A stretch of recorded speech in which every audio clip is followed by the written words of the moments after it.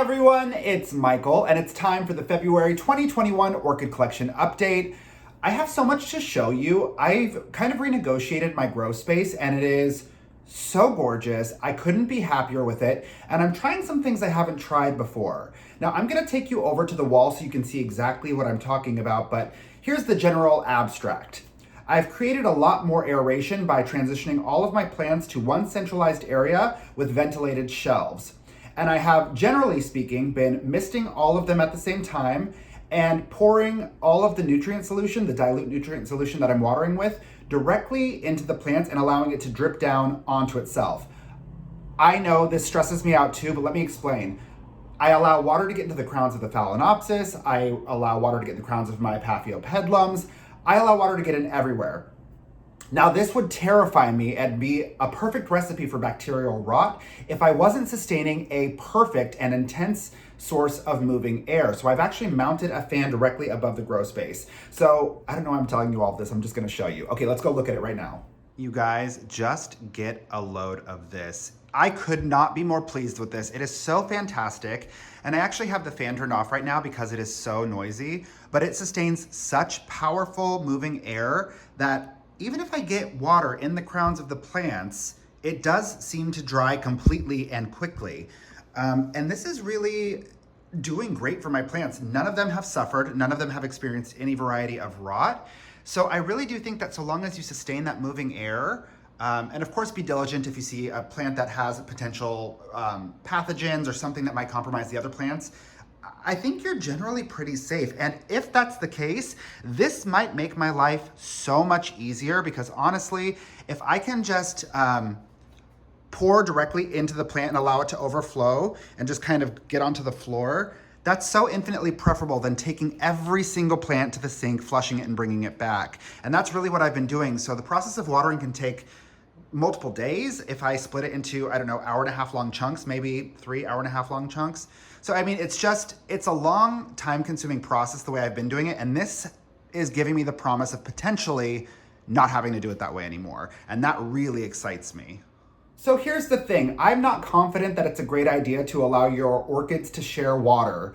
I'm not confident that, none of my plants will experience bacterial rot or will get in some way compromised by this source of water that is touching their crowns or their leaves. But I do think it's possible because when you think about how these grow in nature, it's not like they're like, oh, careful, don't rain on me wrong. I can't process that water. There's a way. Life finds a way. It's very Jurassic Park of me, isn't it? So independent of what I've just described, my system is the exact same. I'm continuing to incorporate CalMag at every watering. I'm watering with a dilute nutrient solution in between each flush, and all of my orchids are flushed once to twice a month. I'm so excited to show you so many things. In particular, my bulbophyllums, they are doing so well in those glass terrarium egg things. So I can't wait to show you that. But without further lead-in, let's just go ahead and take a look at the plants that have something new, different, and interesting happening this month. All right, my friends, jumping in with number 1 in the collection. This is my Phalaenopsis mini, Liannehr Happy Star. And I'm so flabbergasted that it has been in bloom for as long as it has, but it's so vigorous and so happy. And it seems to really like this new grow environment back here. So I'm excited to see this one continue to progress. You can see that the basal keiki has now evolved into a full-grown mini, and I think that I might separate them soon. But just look how darling they are when they grow together. I almost don't want to disrupt them.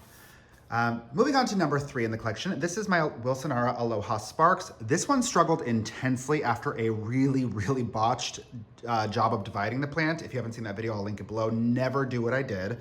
But you can see that this plant has really struggled to recover. It has rotting pseudobulbs. This was the growth it produced the year after, which is obviously very small and pretty insignificant. Last year it made a larger growth, but it struggled a lot with what I think is calcium deficiency and magnesium deficiency, which has since been corrected. But take a look at the new growth here. It's so vigorous, it's so happy, it's really greeting the sun, and the pseudobulb is just beginning to mature. So I think this actually produced quite a happy bulb this season. And I believe that we can expect a flower spike to come soon. So I'm excited about that. Moving on to number 4 in the collection, this is my Oncastelli Everglades Elegance, Nancy Lee. And look who opened her blooms again. Oh, just so stunning. I held onto this plant for so long without seeing it bloom, and I almost gave up on it, and now it's just becoming one of my favorites. The colors are just so stunning. It blooms so consistently, and just like, look how big the new pseudobulb is. This plant took some time to get its momentum, but once it did, it was just like, let's go. So very, very pleased with how this plant has grown and matured. Oh, so beautiful. Now, as if I'm not excited enough about that one, this has to be my pride and joy. I get so excited every time I interact with this plant. And of course, that is my Psychopassis Mendenhall Hildos. First, let's just look at the beautiful modeling on the leaves. Just so gorgeous. The plant itself is so stunning. But this has now produced 3 flower spikes for me, and these are all sequential bloomers. Now, the frustrating thing about it is they will not bloom all at the same time, and I never really considered that. So they kind of bloom in cycles, and I hope that, I'm sure one day they will reach some sort of a rhythm where they will bloom all at once. But I would love to see how this looks with all of them in display. So fingers crossed that happens, but just so delightful that it's given me so many blooms and it's so happy. Now on to my Ox Lottery Prince Phalaenopsis. This one has also become just an old trusty. It just blooms and blooms and blooms. So it only lapsed, I think, two months in between its last 2 bloom cycles. So this one has just become so reliable. And plants like that are just so uplifting. Moving on to number 13 in the collection, this is my Phragmipedium sedani, and this one is just, you know, it used to struggle so much, but look at these new growths. That's a new growth, and that's a new growth. And it put them out fast, and the last ones grew so slowly because I wasn't caring for it properly. Now, I will say that I learned this one, it really does not like the concentration of fertilizer I gave it after I started adding CalMag.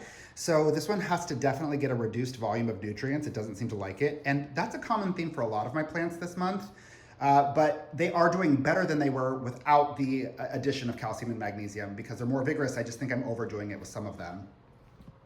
Now on to number 16, this is my Catasetum Dapper Dots Nicolasa Tavares hybrid. You guys, I'm so sorry. I've gotten so many messages asking about selling these divisions, and I swear I will put them on the store. I have just been so busy with work.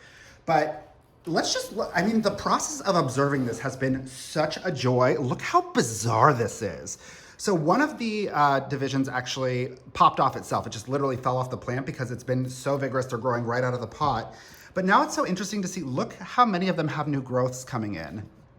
It is such a strange cycle of life and death because these bulbs look so lifeless, but then they produce these giant, monstrous growths. And it's just, I don't know, this plant is so amazing. Even though it hasn't bloomed for me yet, I adore it because it is just so magnificent in what it does.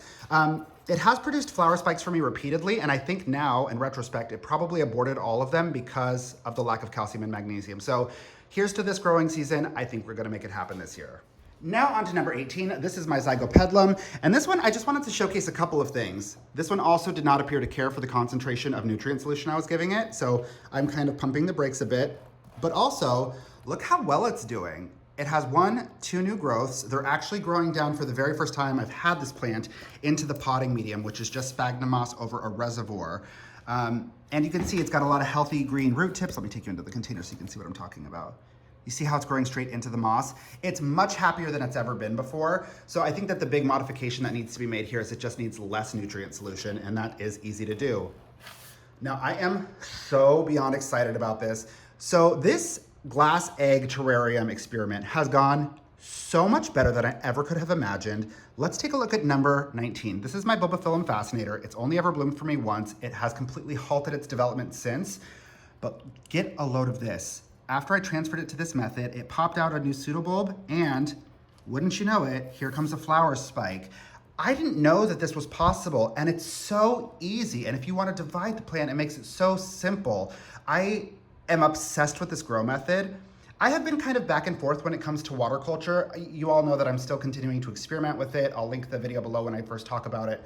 But it's interesting to see how these plants are developing because overall I started to believe that water culture makes the medium too nutrient deficient, which is similar to leca, but more pronounced. So I wasn't a big fan, but now that I'm getting more sophisticated with adding calcium and magnesium and balancing it with the nutrient solution, I do think that water culture can be a really phenomenal grow method for a lot of plants. Again, I'm still monitoring it, but like these results are just speaking for themselves. It is craziness. And similarly, this is number 20, my Bulbophyllum ambrosia, and look how it's just spitting out new growth everywhere. You see there's one right there, and then there's another one coming in right down. Is that the same one I just pointed out twice? Hold on, where's the other one? Okay, there it is. See one coming right up out of the water, and then there's another one growing inside of the water. I wonder if we'll see blooms on that one too soon. Now moving on to number 25 in the collection. This is my Epidendrum Green Hornet. Such an old trusty, love this plant so much, and it is going through its gorgeous cycle of sequential blooms again. And I don't know how long this will go on, but last time it went on for, I think, 7 months. So this one's just a joy to grow. It is getting kind of unruly with how it's potted. It's trying to climb out. So it's definitely time for a division, and it's definitely time for a repot because it's just kind of growing outward. It's so strange. And now we're gonna move on to number 26. This is my Allosaurus stellar. And what I wanted to showcase here is this one just like, it's really fighting for survival. Look, it's producing a pseudobulb bigger than the last year's growth. And it's just trying its best to live on. And I'm so curious to know if it will. I'm really rooting for it. It seems unlikely to me that with less than 3 pseudobulbs, it will have the energy to sustain itself, but I could be wrong. Crazier things have happened. Jumping back in with number 28, we know her, we love her, and she is doing phenomenally. I was actually kind of concerned about her for a bit because she started to experience this blackening here, and then the leaves started to get that, you know, kind of warbled, you can see it here, kind of that warbled color, which is really, really indicative of a lack of magnesium. But just to give you a snapshot, after incorporating CalMag, look at the new root growth on this, you guys. You can see this is all brand new and so vigorous and progressing so quickly down the pot. So I really think that this is so essential, and I had no idea. I can't believe I've been treating my orchids without it for so long. But my Cattleyas, my Cattleya types primarily are the ones that I see the most immediate legible impact to have corrected that. And you know, that's also evident with its divisions because these divisions were struggling for a while, but look at it. So vigorous now. It's going nuts in the container, and so is its sibling. It's such a joy to see how quickly you can resolve these matters. Just with the right mix of nutrients. It's crazy. Now moving on to number 36. I am so thrilled that my Catasetum types are now all starting to sync up. I have been trying to facilitate that for years, but now they're all kind of on the same growth cycle. You know, they come out of dormancy at the same time, they go into dormancy at the same time. And look how lovely, it's just beginning to peek its head out. This one is still a manageable size. I don't think that I'm looking to divide it, but you can see it's done so well, and it's been so happy and vigorous. Again, this one has produced flower spikes that have aborted, and I think it's because of the lack of calcium magnesium. So hopefully this is the season it happens. Now moving on to number 46 in the collection. This is my Oncidium Twinkle, and just look at, it's doing so well. I am in for quite a treat this year. So it already gave me this display here. You can see the last bloom just dropped, but over here we have, oh, I didn't even notice that. Is that just branching or is that a second spike? Sorry, I got really excited. Do you see right here? I wonder if it's producing 2 flower spikes off of the pseudobulb.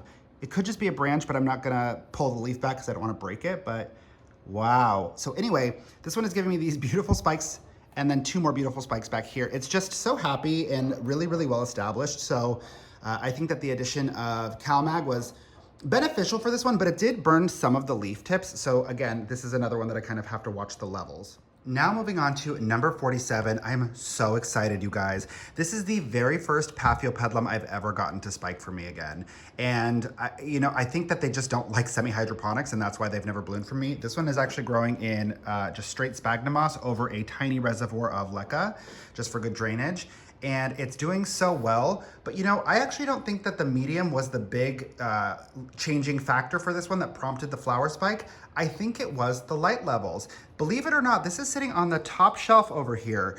And the plant all over looked just like this, very, very faint. The modeling was so drab and dreary. And then I put it under direct light and it just started to really thrive. And I think that sometimes, we are fearful of increasing light levels for our plants because that's not what common practice says. Like when it comes to Paphiopedilums, when it comes to, Phalaenopsis, we always hear bright indirect light. So sometimes I think we underlevel them in terms of their light. But this one, as soon as I put it back under, it just, look at how vivid the modeling is, and it shot out this flower spike. And if I take you into the base, do you see these 2 new growths?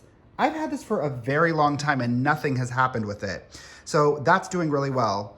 The one thing that I did make an oversight on was the levels of calcium, magnesium. Again, this one actually burned pretty significantly, so I went ahead and clipped that back because I wasn't sure if it would progress for some reason. But this one is doing so well, I'm so excited. Now moving on to number 48. You are such a triumph. This is my Cymbidium Murasaki Sinens, and it's just, these blooms are so gorgeous. They're so waxy and robust, and they've been really, really vigorous. Like, they've lasted a long time. So very, very pleased that this finally went into bloom. I have a really good understanding of how to make these bloom consistently in semi-hydro now. And I also now understand that these are quite sensitive to too much CalMag as well, because that one kind of burnt the tips. Adjustments can be made, but this is still a lot of progress. Now these plants, I really have to show you exactly where they sit in the apartment because it is just so cute. This is like a little wedding shrine for us. It's me and Justin's wedding day Phalaenopsis orchids. It's actually a barn door from his grandfather's barn, but this was present at our wedding. All of these orchids were present at our wedding, some of the wedding words that were given. And it's just, this whole space just makes me so happy. I know it's cheesy, but it just is so beautiful that they all bloom in perfect synergy. This one is not in spike, which, as we've discussed before, I left this one, I left the flower spike without clipping it back because it stayed green and it produced secondary blooms, but it didn't give me as significant of a display as these ones. So moving forward, I will always just clip it back so they stay on the same cycle. But isn't that just so joyous and uplifting? Now moving on to number 59 in the collection. This is yet another Catasetum type. It's my Clowesia Rebecca Northern Maccabi. And you can just see the new growth is starting to peek its little baby head out. But I'm just really showcasing again that these are all synced up, which makes my life a lot easier. Now moving on to number 60 in the collection. This is my Belara Peggy Ruth Carpenter. This one is just unstoppable. I feel like it's never not in bloom. Do you see it has this spike coming in right here with 2 buds on it? But it's probably gonna produce another one off the same growth, and then it has another new growth coming in right here. This is one of my plants that really is successful at growing new vegetative growth and blossoming at the same time, all the time. It's very unexpected. I do think where I have it placed in the grow space is a little too much for it. You can see that the leaves they're just a little bit too yellow for my liking, so I'm probably gonna swap it to the second shelf. I'm experimenting with the light levels on this, so we'll see how this goes. Now, again, another super exciting terrarium egg story. This is my Restrepia cuprea. It wasn't, you can see all of the leaves got super burned and dried up.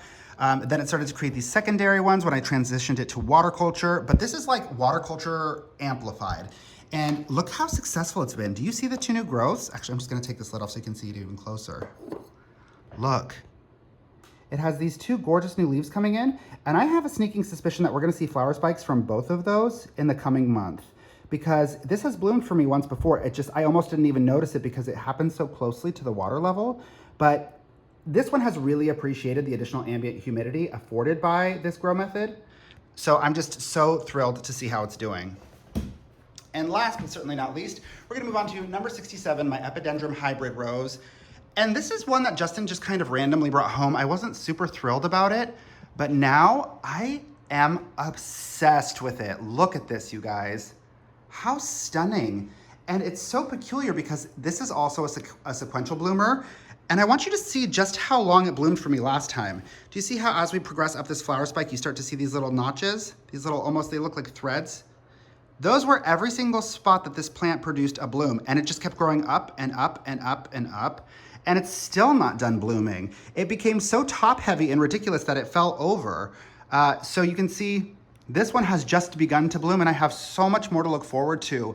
It's so unexpected. I didn't realize that I was gonna love this plant so much, but what a peculiar grower. Like, I mean, just look at I can't even get it all in frame. It's so tall, it's gigantic, but such a joy to grow.